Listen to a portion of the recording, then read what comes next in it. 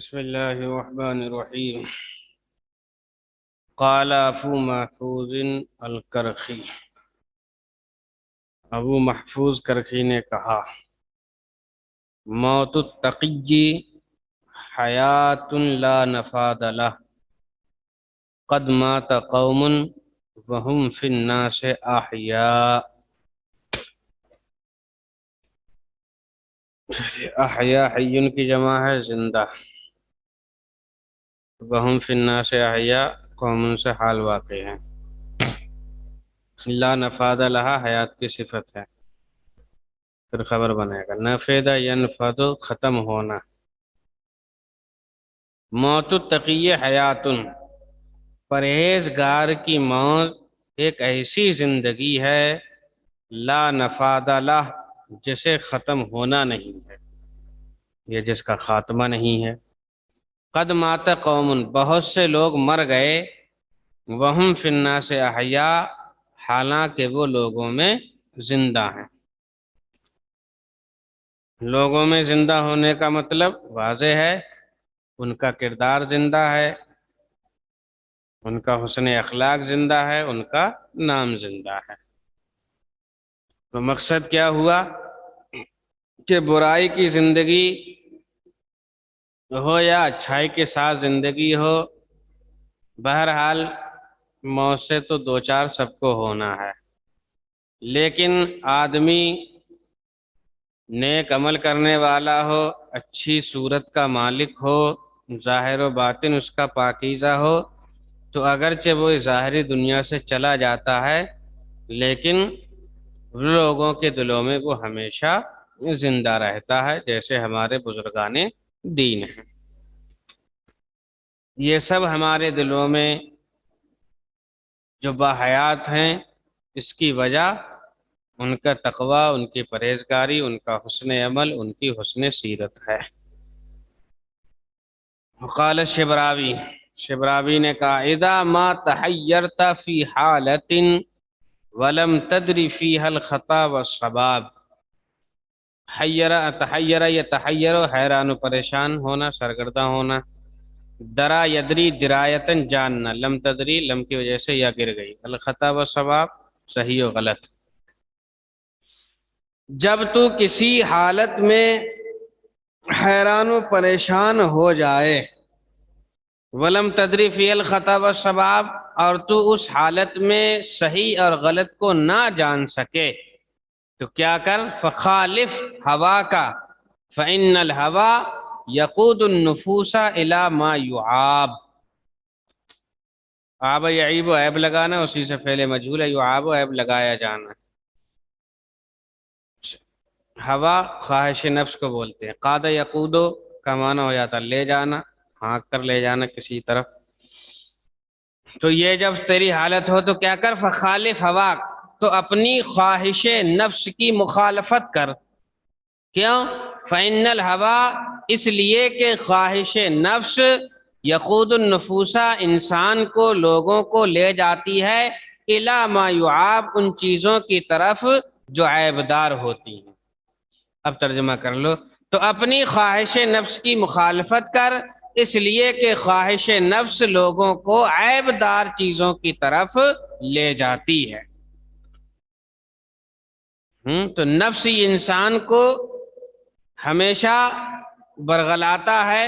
ہاں، جن کا نفس ان کے قبض و اختیار میں آ گیا، جیسا کہ عباد صالحین ہیں، تو اب ان کا نفس ان کے حساب سے چلتا ہے، اور ہما شما کا حال گناہگاری کی وجہ سے ایسا ہے کہ ہم اپنی نفس کے حساب سے چلتے ہیں، اس لیے اتنے گناہ، اتنی غلطیاں ہم سے سرزد ہوتی ہیں۔ تو نفس کو قابو میں لے لینا، یہ انسان کے لیے بہت بڑا کمال ہوتا ہے۔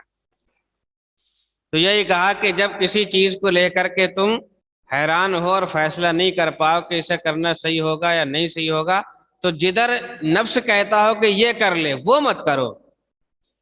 جدھر دل جمتا ہو کہ ہاں یہ بہتر معلوم ہوتا ہے، تو اس دل کی جو تحری ہے، جو غور و فکر ہے، اس کی طرف جاؤ، تو عیبوں سے محفوظ رہو گے۔ حکیہ ان رجلا حاسب نفسہ، حکایت کی گئی ہے، یعنی بیان کیا گیا ہے کہ ایک شخص نے اپنے آپ کا محاسبہ کیا، فحسب عمرہ، تو اس نے اپنی عمر کو شمار کیا، اپنی زندگی کی گنتی لگائی کہ کتنے سال ہو گئے مجھے، فَإِذَا هُوَ 60 عاما، تو وہ 60 سال کی بیٹھی، یعنی پوری عمر 60 سال کی ہوئی۔ عام سال کے معنی میں ہے جمع عوام۔ فحسب ایامها، پھر اس نے ان 60 سالوں کے دن شمار کیے کہ 60 سال کے دن کتنے ہوئے، فَإِذَا هُوَ 21,000 يَوْمٍ و900 يَوْمٍ، تو یہ 21,900 دن ہوئے، یعنی 60 سال کے 21,900 دن ہوئے، 100 کم 22,000۔ فصاحا، تو وہ چیخ پڑا، صاح یصیح صیحن، ضرب یضرب سے چیخنا، تو وہ چیخ پڑا، اس کے منہ سے چیخ نکلی، یا ویلا، ہائے رے بربادی۔ ویل بربادی کے لیے ہوتا ہے، یا ویلا پورا جملہ حسرت و افسوس، تباہی و بربادی کے موقع پر استعمال کیا جاتا ہے، جو غم و اندوہ پر دلیل ہوتا ہے۔ یا ویلا، ہائے رے مصیبت، اذا کان لی کل یوم ذنب، یہ مصیبت کس بات پر ہے؟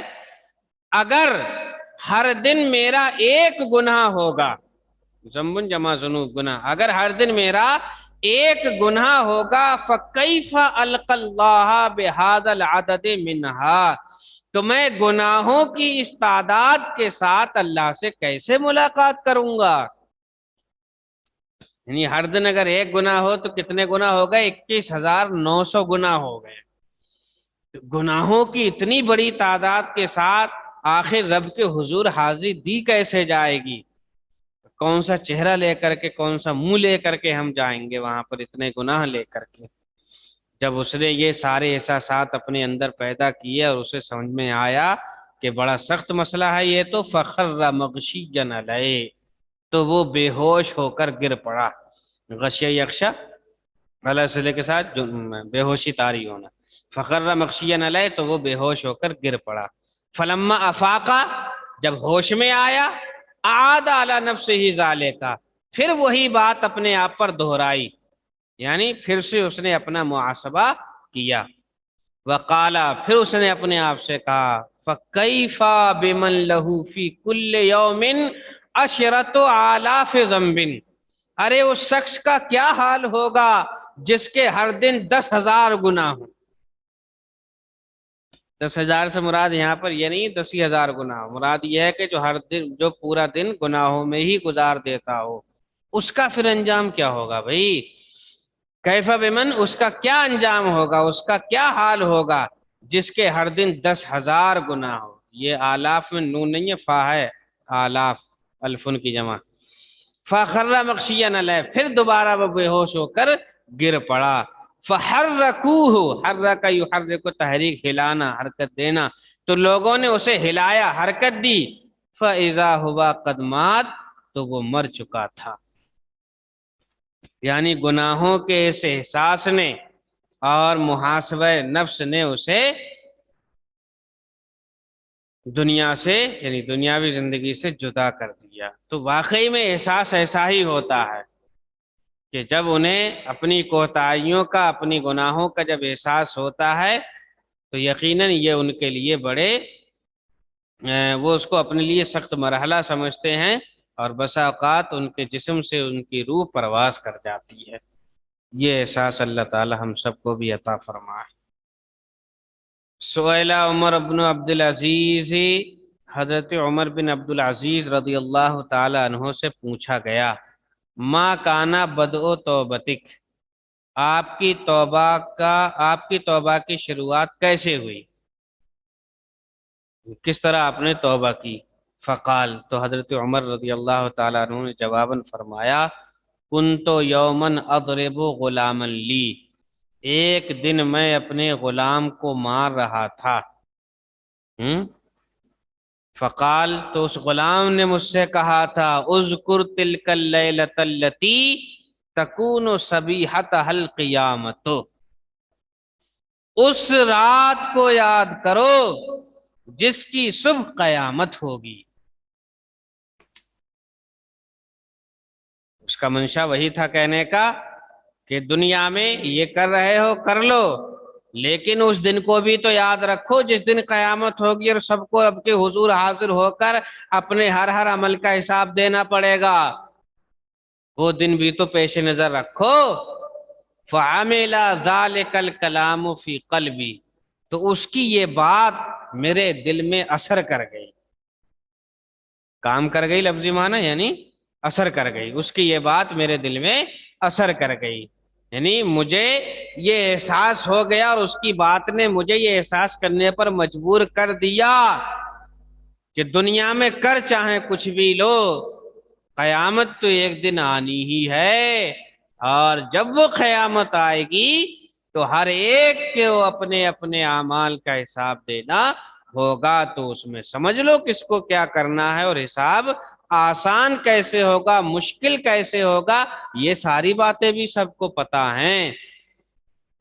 تو اب عقل مند وہی کرے گا کہ حساب و کتاب میں آسانی ہو.